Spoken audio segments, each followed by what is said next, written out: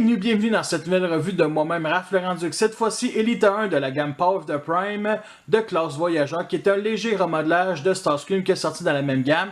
Alors, on a comme d'habitude un magnifique artwork ici en pleine pause, comme c'est en train d'apprendre une grande nouvelle, tout simplement. À la gauche, l'artwork d'Elita Infinite, le mode combineur, elle va justement former le torse. À l'endos, c'est indiqué qu'on peut faire en 12 étapes. Alors, l'énigme Autobo ici est fourni avec, ainsi que l'armure des Primes, qui représente bien entendu les pieds des combineurs, qu'on peut mettre ici en jet ou en mode robot sur l'épaule, c'est extrêmement laid. Sinon, on a le choix aussi des Primes, liège Maximo, comme d'habitude. À part de ça, on a une phrase qui veut rien dire. Comment la débrouillarde et dévouée guerrière Autobo utilisera-t-elle la puissance des Primes? Comme d'habitude, la petite carte qui nous fournit avec bien entendu le Prime qui est associé avec Peuple la Galaxie, avec d'autres guerrières Valkyrie. D'accord. Petit clin d'œil aux Amazones. Un petit clin d'œil aux femmes depuis l'aube des temps qui faisaient juste ça, peupler l'humanité. Sérieux, là, c'est mon petit côté féministe là, qui dit, mais c'est n'importe quoi, sacrément, là. Sur la notice, c'est indiqué qu'elle va former le torse ici. Sludge et Snark sont les deux Dinobos de la vague 2. Les bras, Moonracer et Jazz, les jambes. Alors, j'espère sincèrement qu'il va y en avoir d'autres qui vont sortir pour venir compléter ce combinaison-là parce que Snarl et Sludge font partie de Volcanicus. Elle a joué dans un épisode de G1, le même que Moonracer que je vous ai présenté il y a 2 semaines.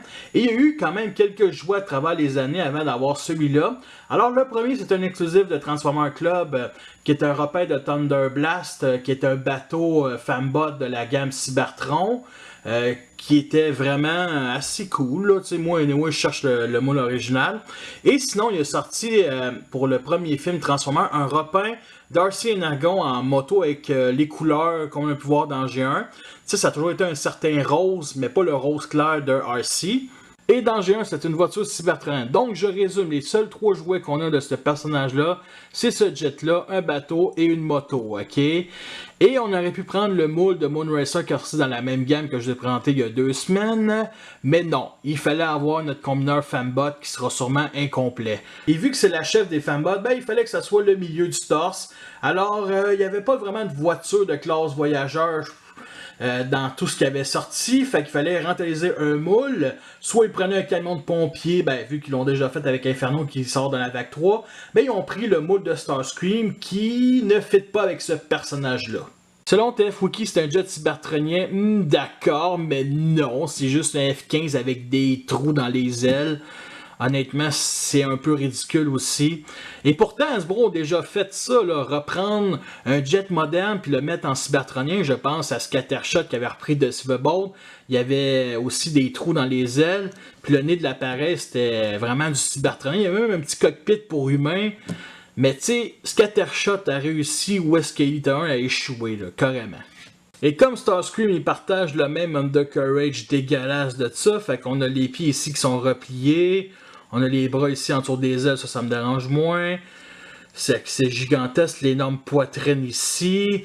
Et bien entendu, vous voyez ici le train d'atterrissage qui est vraiment haut. Ben il n'est pas assez haut parce qu'il penche vers l'avant. C'est quoi cette niaiserie-là? Et aucune partie du robot est cachée du point de vue d'en dessous.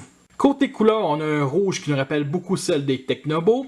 Alors la porte n'est pas peinturée, à part ici sur les petites ailettes à l'avant. Sinon, on a du blanc peinturé ici. Au milieu, comparé à, mettons, tout le reste du nez. À part de ça, on a un gris qui est peinturé sur le devant du nez. Et bien entendu, le gris foncé ici n'est pas peinturé.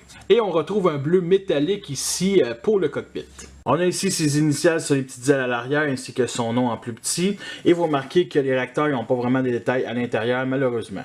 Alors, comme les autres de classe voyageurs de cette gamme-là, on a des stickers. Cette fois-ci, on en a quand même beaucoup sur cette partie-là et sur les ailes. Et bien entendu, c'est toutes des parties qui se plient, qui se pivotent. Alors, tu as toujours des petits raccoins ici qui se détachent et ça fait ça. Il faut les recoller, puis ça se décolle, puis il faut les recoller encore. Fait qu'un petit peu dommage.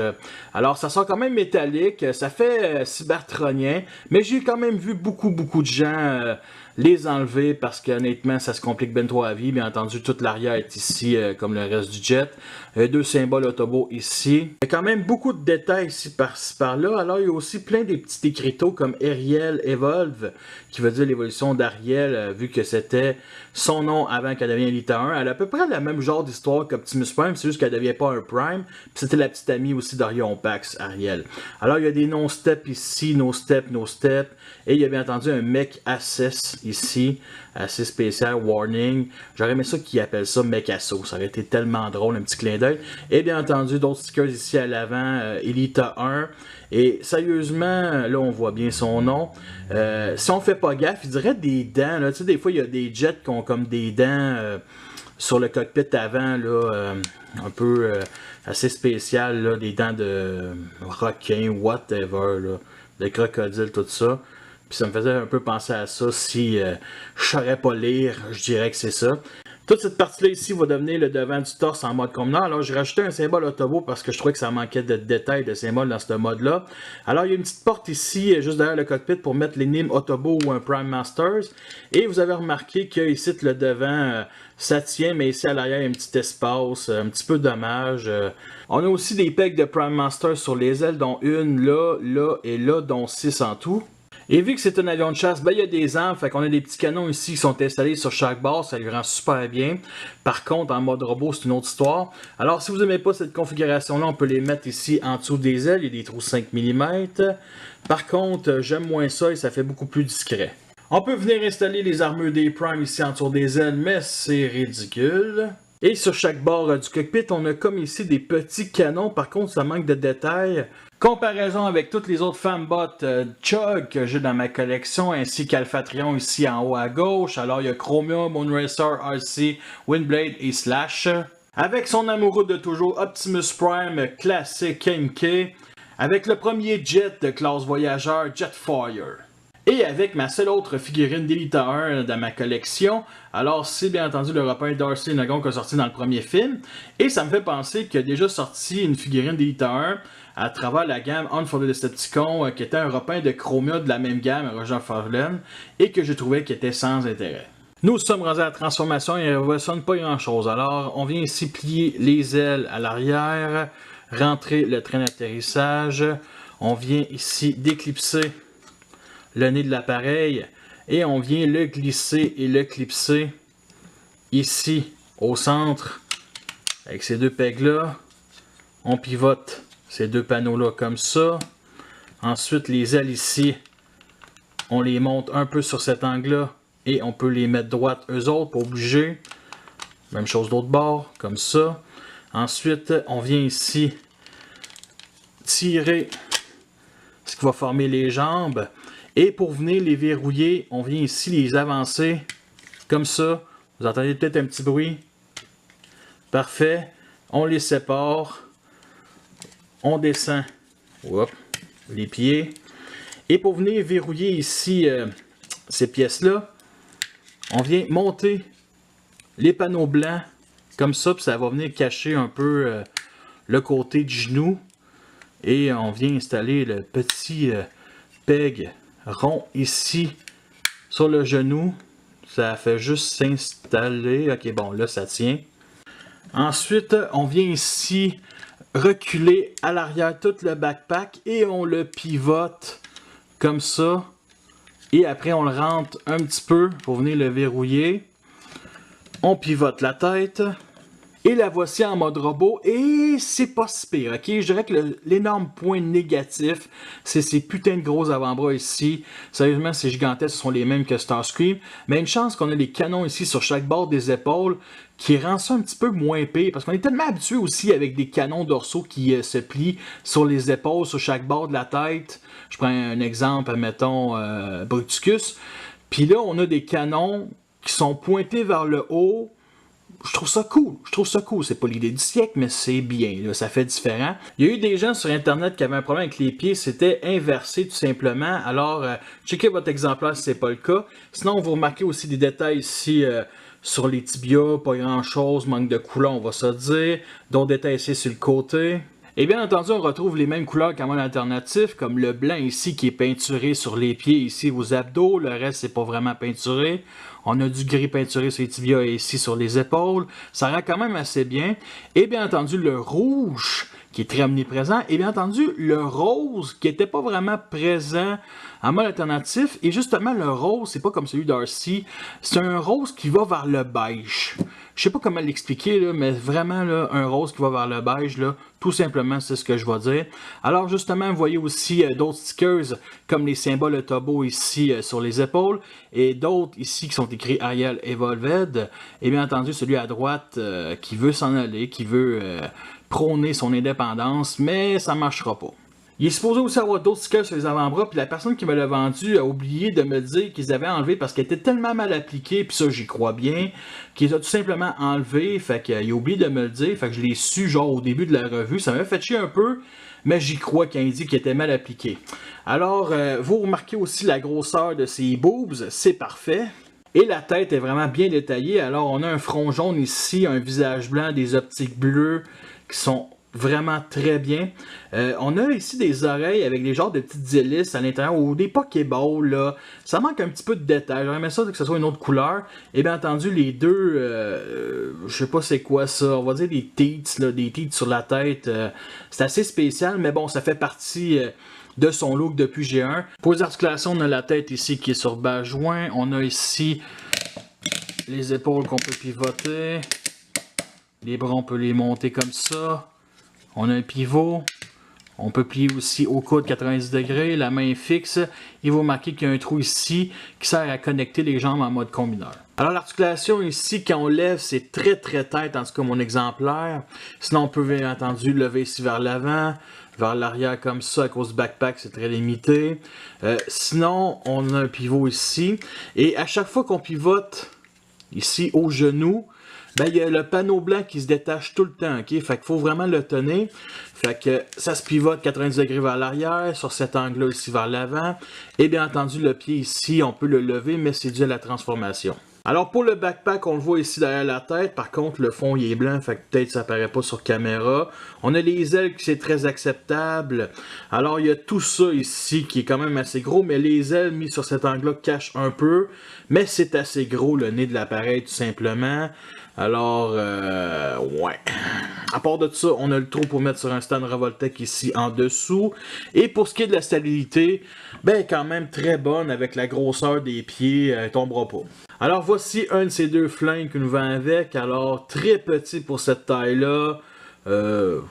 Basique, tout simplement, des parties creuses ici. On a même le petit trou pour mettre sur un peg de Prime Masters. La grosseur est parfaite pour Slash. Par contre, pour un classe voyageur, ça fait tellement pas dans les mains. Arcee Generation avait un gun de trop, alors j'ai décidé de la mettre à elle, puis ça fait déjà beaucoup mieux que ces petits guns ici sur les épaules.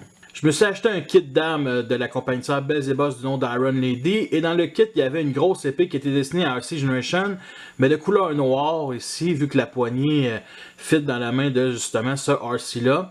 Alors, je l'ai acheté pour principalement cette arme-là, qui était destinée à bien entendu Elita 1. Alors vous remarquez, il y a quand même beaucoup de détails. Ici, vraiment une épée à la Predaking Prime, des pics, la lame rose ici. L'épée était destinée pour un classe de luxe, mais pour un voyageur, ça fait tellement bien. Puis en plus, ça rend le côté guerrière puis vraiment badass d'Elita 1. Voici une des deux armures des Prime qui nous fournait avec. Alors, ça va former aussi les pieds en mode combineur. C'est assez spécial ici, les trois orteils. Ça fait vraiment face d'éléphant sans la trompe ici. Genre les oreilles, assez spécial. Fait qu'on a une poignée 5 mm ici, sur ratchet joint. C'est pour connecter la jambe. Trou 5 mm ici, un autre trou. Et bien entendu, ici, il n'y en a plus. On remplace ça par une poignée qui se pivote comme ça. Alors, on a l'emplacement ici pour mettre... justement le Spark, l'énigme des Autobots, comme ça, des combineurs comme ça, comme celui qui nous fournit avec, c'est lui, avec la peinture jaune, j'aime bien, j'aime bien. Il y a bien du monde qui trouve ça inutile, personnellement, oui, mais c'est une petite gimmick de plus, c'est un artefact de plus, ça met dans une collection, l'objet convoité des Decepticons, bref. Et bien entendu, pour l'enlever, on pousse ici l'arrière, ça tombe, on peut venir bien entendu aussi installer un Prime Masters, comme ça, gage Maximo. Alors ça vient s'installer ici sur les trous 5 mm des épaules. Alors il y a des grosses poignées justement à cause des gros avant-bras.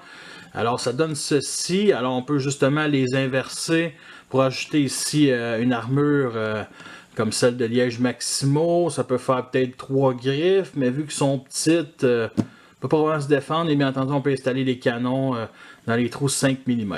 La voici en comparaison avec les autres Fanbots que je vous ai déjà montré en mode alternatif, ainsi qu'Alpha Trion. Avec Optimus Prime MK de classe voyageur, alors il est beaucoup moins massif qu'elle, et c'est ça le problème avec les gammes d'aujourd'hui, ça ne fit pas des fois avec des gammes qui datent de au moins 10 ans, ça date de quoi, 12 ans ce jouet-là?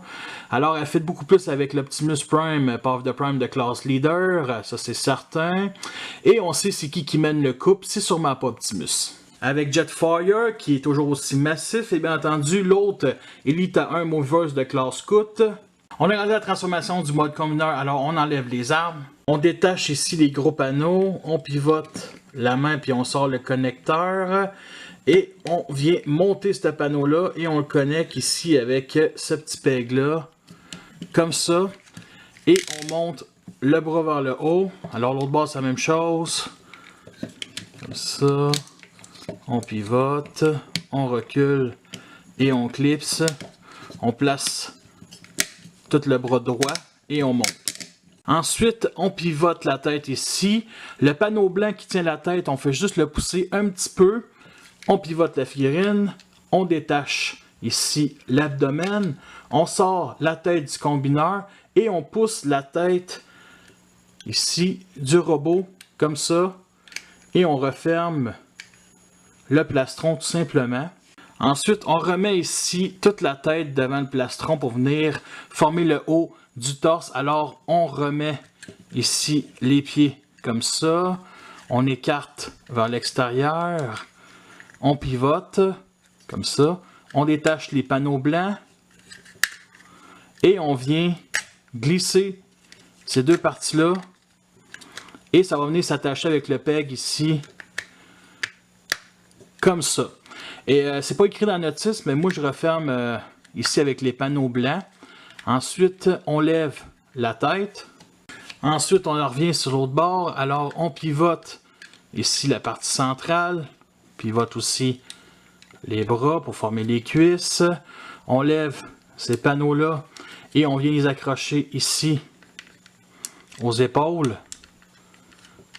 Parfait. Et les ailes, on vient les placer de même. Ça se verrouille avec les petites ailettes à l'avant. Ensuite, la tête, on la pivote. On sort cette partie-là. On la repivote.